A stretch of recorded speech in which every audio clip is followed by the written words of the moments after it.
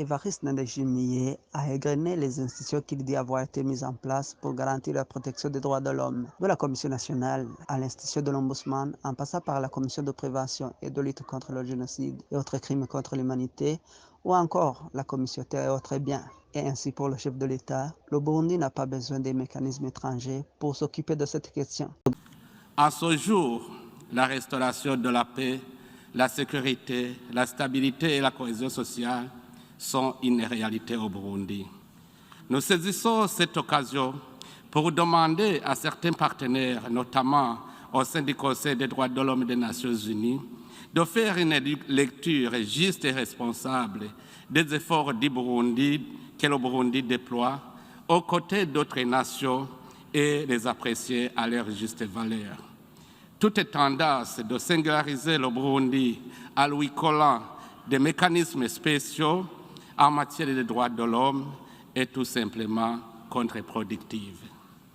Comme vous le savez, le Burundi dispose de mécanismes nationaux à même de défendre, promouvoir et protéger les droits de l'homme.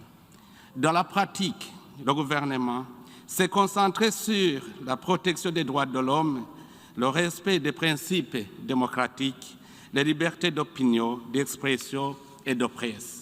Mais le temps était tout autre du côté de Genève, où se déroule la 48e session du Conseil des Nations Unies pour les droits de l'homme. Sans mâcher ses mots, le président de la commission d'enquête des Nations Unies sur le Burundi, qui présentait les résultats de ces enquêtes, a réaffirmé l'état désastreux des droits de l'homme dans le pays où ils subissent de graves violations. La Commission a montré que le niveau d'intolérance politique ne s'est pas amélioré au cours de ces 5 années d'opération. La Commission recommande donc aux membres de ce Conseil de se donner les moyens de suivre de près et de manière objective les développements et la situation des droits de l'homme au Burundi par un mécanisme international indépendant sous l'égide des Nations Unies. L'important est de ne pas abandonner les Burundais, de mettre fin à l'invisibilité et à l'isolement des victimes, de pouvoir continuer à leur donner une voix et permettre que leurs souffrances soient connues, reconnues et remédiées, mais également contribuer à ce qu'à terme, les principaux auteurs des crimes contre l'humanité et des violations graves des droits de l'homme puissent répondre de leurs actes et que justice soit rendue. Pendant la même séance de jeudi à Genève,